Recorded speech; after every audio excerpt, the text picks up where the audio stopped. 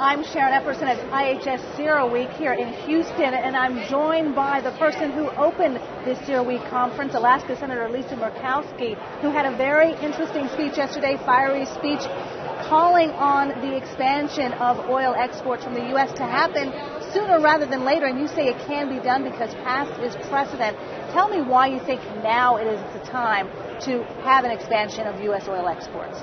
Look at where we are as a nation in terms of our production. By next year, we will have surpassed Russia, surpassed Saudi Arabia when it comes to our oil production. What a fabulous place to be. We've been so long, we've thought of ourselves in terms of energy scarcity. We need to view our situation now as one of energy abundance and view this as a strategic asset. So when we talk about our ability to help our economy, build jobs, deal with trade issues, let's look to what we have naturally and open up the export market for export of our oil.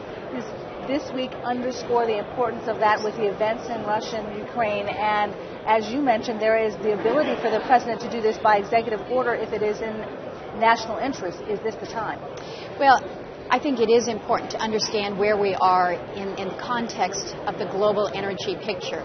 When you see the situation unfolding in Ukraine right now, the fact that Russia uses their energy as leverage, political leverage.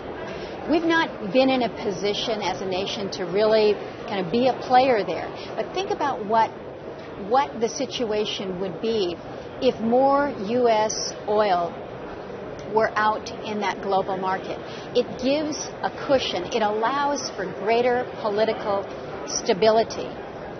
It takes the European nations, for instance, out of a position of being so vulnerable. Mm-hmm. So if we can do more to help influence global stability, why should we not work to act on that? Now, you mentioned that the president has the ability. Yes.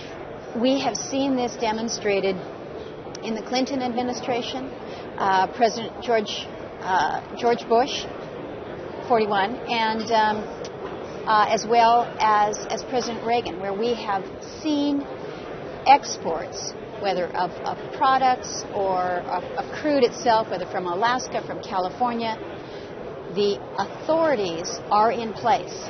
So we don't necessarily need legislation to advance this. But if there is legislation needed, you are willing to step right in. I am prepared to step forward. I want to work with the administration to advance this. But I think it is critical that we look at these issues. And you also realize that research needs to be done because you've called on the Department of Energy to do their research in terms of the findings about that. Let me ask you, too, in terms of the strategic importance of exports, the other factor that you've really been pushing is the approval of the Keystone XL pipeline. Right. How much does that need to happen now in light of the events that we've seen this week, in your opinion? Well, I have long been a supporter of Keystone XL. I think it's smart for our country from a jobs perspective. I think it's smart from an environmental perspective, and it's absolutely smart from a safety perspective. Again, when we help to advance oil resources from our friends, our neighbors from Canada, I think that allows for greater benefits not only to our two nations, but to the global scene as well.